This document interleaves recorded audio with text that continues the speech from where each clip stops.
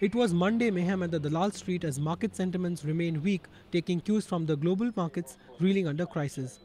Sectors like power, metal, pharma, auto, oil and gas saw a huge selling pressure and dropped more than 5%.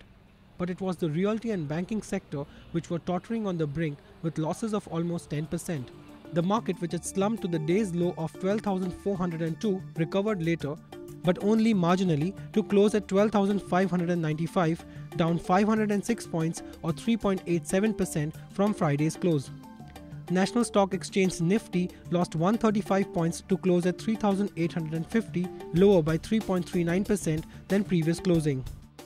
Both BSE and Nifty breached this year's lows of 12,514 and 3,790.2 registered in July. With markets still reacting to the global financial crisis, experts have a word of caution for the investors. You cannot have a long-term mentality in this kind of market. If you cannot have that, you will need to choose and pick from value.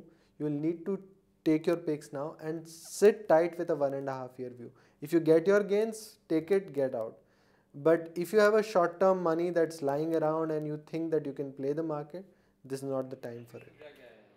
But optimism still reigns, as many feel that the markets may respond to good news like the bailout package for the US banks in the coming days. Led by global apprehensions, the markets plunged into volatility once again today. And even as it tried to recover from the day's lows, one could not see much cheer on the Dalal Street, as it seems to have been ignoring a few positives like the Indo-US and the Indo-French nuclear deal over the mammoth crisis in the Western markets. With Bureau Inputs, Ronak Kotecha, NewsX, Mumbai.